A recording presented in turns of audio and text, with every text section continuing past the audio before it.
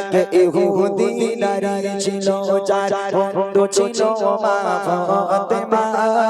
ভালোবাসা প্রেম মায়া মমতা ছিল তাদের অনুপ্রেরণা ছিল তাদের অনুপ্রেরণা এক ইহুদি নারী মা ফাতেমার মধ্যে বন্ধুত্ব আম্মা জান ফাতেমা কেমন নারী ছিল নবীর মেয়ে ফাতেমা ছিল গরিব ঘরের মেয়ে যে ফাতেমার খাওয়া হয় না পরনে একটা মাত্র কাপড় ছেঁড়া কাপড় ময়লা কাপড় এই গরিব ফাতেমার সঙ্গে এক রাজার মেয়ের বন্ধুত্ব এমন বন্ধুত্ব একে অপরকে না দেখে থাকতে পারতো না একে অপরের সঙ্গে কথাবার্তা না বলে থাকতে পারতো না সমস্যা কি রাজার মেয়ের বিয়ে ঠিক হয়ে গেল রাজা বিয়ে ঠিক করে দিল ওই রাজা গিয়ে সারা শহরে সারা নগরে সব রাজার মেয়েদের দাওয়াত করলো দাওয়াত করে যখন বাড়িতে এলো ইহুদি নারী প্রশ্ন করে আব্বা আমার বিয়েতে কি সব বান্ধবীকে বলা হয়েছে বলে হ্যাঁ মা সব রাজার মেয়েদের দাওয়াত করেছি তখন ইহুদি নারী প্রশ্ন করছে আব্বা আমার যে একটা বান্ধবী মেন আমার বান্ধবী ফাতেমাকে দাওয়াত করোনি তখন রাজা বলছে তোর মাথা খারাপ ওই গরিব ভিখারি ফকিরিনী ফাতেমা যে ফাতেমার খাওয়া হয় না পরনে একটা মাত্র কাপড় তাবলি মারা ছেঁড়া কাপড় পরে থাকে ওই গরিব ফাতেমাকে দাওয়াত দিয়ে আমি আমার রাজপ্রাসাদের মতো বিয়ে খাবার জন্য কি করে বলিস খবরদার ওই ওই মুহাম্মাদের মেয়ে ফাতেমাকে আমি দাওয়াত দিয়ে কোনোদিন আমার রাজপ্রাসাদে আনতে পারবো না দেখেন মা ফাতেমার শান কোথায় আল্লাহ পাক কি মর্যাদা দিয়েছিল ওই গরিব ফাতেমাকে এই গজল শুনলে আপনারা বুঝতে পারবেন আমার মায়েদের জন্য বিশেষ করে আমার মায়েরা শুনবেন এই গজলটি মা ফাতেমাকে আল্লাহ কি নিয়ামত দিয়েছে আর কেমন নারী ছিল তিনি কবি ছন্দের মাধ্যমে লিখছে দেখেন এক ইহুদি নারী ছিল যার বন্ধু ছিল মা ফাতেমা ভালোবাসা প্রেম মায়া মমতা ছিল তাদের অনুপ্রেরণা ছিল তাদের অনুপ্রেরণা একে অপরের চিন্তা ভাবনা একে অপরের চিন্তা ভাবনা কথা মায়া রে বন্দনা ভালোবাসা প্রেম মায়া মমতা ছিল তাদের অনুপ্রেরণা ছিল তাদের অনুপ্রেরণা এক তারিখে ইহুদি মেয়ে বিয়ে হবে ঠিক হলো মেয়ের পিতা একে একে সব প্রিয়জনেদের দাওয়াত দিল এক তারিখে ইহুদি মেয়ে বিয়ে হবে ঠিক হলো মেয়ের পিতা একে একে সব প্রিয়জনেদের দাওয়াত দিল প্রিয়জনেদের দাওয়াত দিল মেয়ে বলে দাওয়াত দিয়ে এসো মেয়ে বলে দাওয়াত দিয়ে এসো আমার বান্ধবী ফাতেমা না এলে সে আমার বাড়ি এ বিয়ে আমি করব না এ বিয়ে আমি করব না এক ইহুদি নারী ছিল যার বন্ধু ছিল মা ফাতেমা ভালোবাসা প্রেম মায়া মমতা ছিল তাদের অনুপ্রেরণা ছিল তাদের অনুপ্রেরণা বাপ বলছে মা তুই তো রাজার বাড়িতে মানুষ মা তুই কি করে বলিস ওই ফাতেমার খাওয়া হয় না পেটে পাথর বেঁধে থাকে 3 দিন হয়ে গেল ফাতেমার বাড়ি চুলো জ্বলে না ফাতেমার দুটো কাপড় কেনার ক্ষমতা নেই একটা কাপড় পরে সারা জীবন ফাতেমা কাটাচ্ছে আর ওই ফাতেমাকে আমি আমার রাজপ্রাসাদে আনবো রাজার মেয়েরা দেখলে কি বলবে আমার মান থাকবে খবরদার ওই ফাতেমাকে দাওয়াত দিতে পারবো না মেয়ে বলছে আব্বা তুমি রাজা হতে পারো তবে ভুলে যেও না আমিও তোমার মেয়ে তোমার যদি জেদ থাকে জেদ আমারও আছে শুনে রেখে দাও আমার বান্ধবী ফাতেমা যদি আমার বিয়েতে না আসে এ বিয়ে আমি করব না কি করার আছে তুমি করো তখন বাপ রেগে গেল রেগে গিয়ে মেয়েকে কি বলছে দেখেন আশবে বড় বড় রাজা বাদশা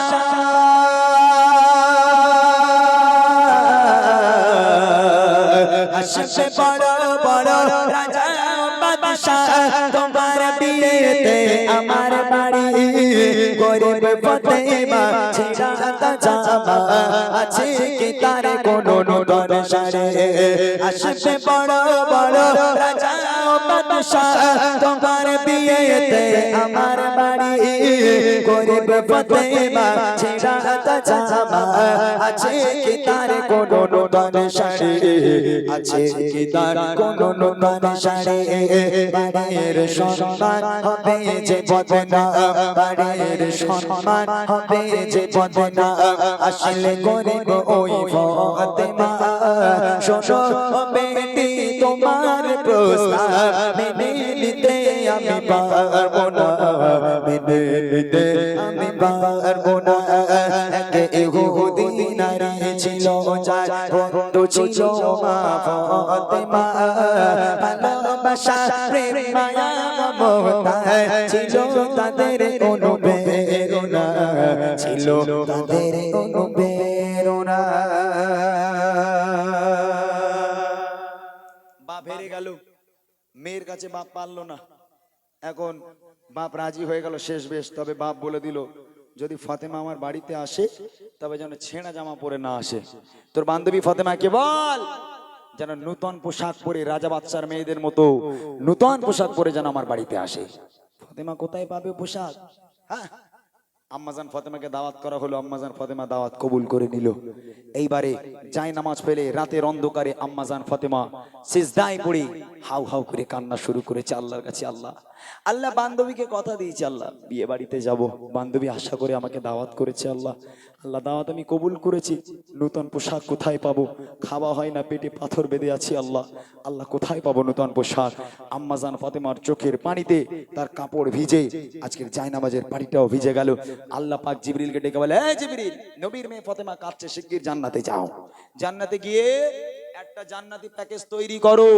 ওই জান্নাতি প্যাকেজের মধ্যে একটা জান্নাতি পোশাক আর জান্নাতি খুশবু নিয়ে তাড়াতাড়ি করে দুনিয়ার বুকে আমার নবীর কাছে চলে যাও আমার নবীর হাতে দিয়ে বলো সে যেন তার মেয়েকে ফাতেমাকে যেন দিয়ে আসে আমার নবী পাকের কাছে জিবরিল আমিন এলো প্যাকেজটা নিয়ে আমার নবীর হাতে দিয়ে বলো আল্লাহ পাক জান্নাত থেকে আপনার মেয়ে ফাতেমাকে উপহার করেছে আপনি দিয়ে আসেন ওই রাতের বেলা নবী পাক ফাতেমার বাড়ি গিয়ে হাজির ফাতেমা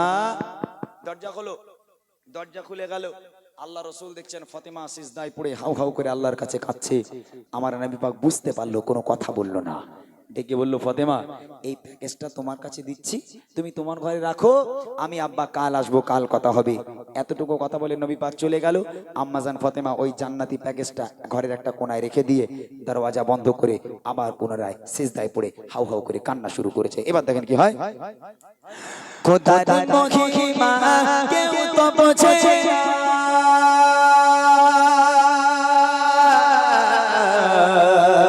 খোদার মহিমা কেউ তো বোঝে না জিবরিল এলো মোর নবীর কাছে জান্নাত দেশে কিছু সামানাত দিয়ে গেল মোর নবীর কাছে দিয়ে গেল মোর নবীর কাছে ফাতেমার বাড়ি গিয়ে মনবি ফাতেমার বাড়ি গিয়ে মনবি বলছে শোনো ফাতেমা খোদার উপহার তোমার তরে কবুল করো এই নজরানা কবুল করো এই নজরানা কে ইহুদি নারী ছিল যার বন্ধু ছিল মা ফাতেমা ভালোবাসা প্রেম মায়া মমতা ছিল তাদের অনুপ্রেরণা ছিল তাদের অনুপ্রেরণা সকাল হয়ে গেল এইবারে বিয়ে বাড়ি যাওয়ার পালা পোশাক জোগাড় হয়নি ভালো করে শোনেন সকাল হয়ে গেছে এক্ষুনি বিয়ে বাড়ি যেতে হবে আর কিছুক্ষণ পর পোশাক জোগাড় হয়নি নবীর মেয়ে ফাতেমা ওয়াদা করে দিল বুবু ফাতেমাকে যদি আল্লাহ পাক বাঁচিয়ে রাখে আগামীকাল তোমার বিয়েতে যাবে ইনশাআল্লাহ এন্ড ফাতেমার পোশাক জোগাড় হয়নি ফাতেমা যদি না যায় কথার খিলাফ হয়ে যাবে আম্মাজান ফাতেমা দেখছি সকাল হয়ে গেছে ওই সময় আম্মাজান ফাতেমা আবার হাউ হাউ করে কান্না শুরু করেছে আল্লাহর কাছে কি করবে বুঝতে পারছে না সকালবেলা আমার নবী পাক ফাতেমার বাড়ি এলো আবার ফাতেমা দরজা খোলো দরজা খুলে আম্মাজান ফাতেমার সামনে দাঁড়িয়ে আছে চলো চলো নয়ন নিয়ে আব্বার দিকে তাকিয়ে আছে আমার নবী বুঝতে পারলো বললো ফাতেমা তোমার কি হয়েছে আমি জানি কি হয়েছে আমি জানি কালকে যে প্যাকেজটা তোমার হাতে দিয়েছিলাম তুমি কি খুলে দেখেছো ওর মধ্যে কি আছে ফাতেমা বলছে আব্বা আপনি তো খুলতে বলেননি আপনি বলেছেন ফাতেমা রেখে দাও আমি রেখে দিয়েছি নবী বলছে নিয়ে এসো প্যাকেজটাকে ফাতেমা নিয়ে আসলো। আমার নবী বলছে ফাতেমা প্যাকেজটাকে খোলো তো। যখন প্যাকেজটাকে ছেঁড়া হলো, খোলা হলো, খোলার পর আম্মাজান ফাতেমা দেখছে আল্লাহ পাক আল্লাহ তাআলা জান্নাত থেকে আম্মাজান ফাতেমার জন্য পৃথিবীর বুকে সবচেয়ে দামি একটা পোশাক আর পৃথিবীর বুকে সবচেয়ে দামি একটা খুশবু আল্লাহ পাক জান্নাত থেকে আম্মাজান ফাতেমাকে উপহার করেছে। একবার জোরে বলুন না সুবহানাল্লাহ। সারা রাত ফাতেমা কেঁদেছে, কিন্তু আল্লাহ পাক আল্লাহ তাআলা রাতের বেলায় ফাতেমার ঘরে পোশাক পাঠিয়ে দিল। আম্মাজান ফাতেমা খুশিতে বাগে বাগ হয়ে তাড়াতাড়ি করে গোসল করে ফ্রেশ হয়ে যখন জান্নাতি পোশাক পরেছে, জান্নাতি খুশবু লাগিয়েছে, লাগানোর সাথে সাথে আব্বার কাছে এলো, আব্বা আপনি আমাকে বিদায় দেন, আমি আর দেরি করব না, বান্ধবীর বিয়েতে যাব। আল্লাহ রাসূল বলছে ফাতেমা যাচ্ছ যাও, দুটো কথা খেয়াল রাখবে। কি কথা? কোন পরপুরুষ যেন তোমার চেহারা দেখতে না পায়। যে সমস্ত নারীরা পরপুরুষের সঙ্গে ওঠা বসা চলাফেরা কথাবার্তা, ওই সমস্ত নারীরাও যেন তোমার ধারে পাশে না আসতে পারে। চলে যাও। আব্বার কাছে থেকে বিদায় নিয়ে ফাতেমা চলেছে রাজার বাড়িতে। রাজপ্রাসাদে পৌঁছে গেল। যখন রাজপ্রাসাদের মেন গেটে ফাতেমা পা রাখলো, রাখার সাথে সাথে দেখছে সারি সারি লাইন দিয়ে বসে আছে সব রাজার মেয়ে, একটা সাধারণ মেয়ে সেখানে নেই। আম্মাজান ফাতেমা একাই সাধারণ। যেই আম্মাজান ফাতেমা রাজার বাড়িতে পা রাখলো, রাজার মেয়েদের অবস্থা কি হয় দেখেন। যখন ফাতেমা আসলো সে বাড়ি, যখন ফাতেমা আসলো সে বাড়ি, চমকে ওঠে যত রাজা বাদশা, একই অপর পোশাক ফাতেমা, হারিয়ে যায় সব মুখের ভাষা। যখন ফাতেমা আসলো সে বাড়ি, চমকে ওঠে যত রাজা বাদশা, একই অপর পোশাক ফাতেমা, হারিয়ে যায় সব মুখের ভাষা, হারিয়ে যায় সব মুখের ভাষা। সুবাসে ভরপুর দূর বগদূর, সুবাসে ভরপুর দূর বগদূর, শেষের গন্ধে দিবানা, কোথায় রাজা আর কোথায় বাদশাহ, করে ফাতেমাকে বেঈমানা, করে ফাতেমাকে বেঈমানা। এক ইহুদি নারী ছিল যার বন্ধু ছিল মা ফাতেমা, ভালোবাসা প্রেম মায়া মমতা ছিল তাদের অনুপ্রেরণা, ছিল তাদের অনুপ্রেরণা। মা ফাতেমা যেই রাজার বাড়িতে পা রেখেছে, রাজার মেয়েদের হুঁশ উড়ে গেল। সব দাঁড়িয়ে গেছে, সারি সারি বসেছিল, সব দাঁড়িয়ে পড়েছে। আম্মাজান ফাতেমা দাঁড়িয়ে আছে, সব দাঁড়িয়ে গেল। চোখগুলো রসগোল্লার মতন করে ফাতেমার দিকে তাকিয়ে ভাবছে কি অবস্থা। আমরা যে ফাতেমাকে ভিখারি বলি, যে ফাতেমাকে ফকির বলতাম, ওই ফাতেমা যেমন একটা পোশাক পরে রাজার বাড়িতে এসেছে, রাজার মেয়েদের হুঁশ উড়ে গেল। বান্ধবী এলো,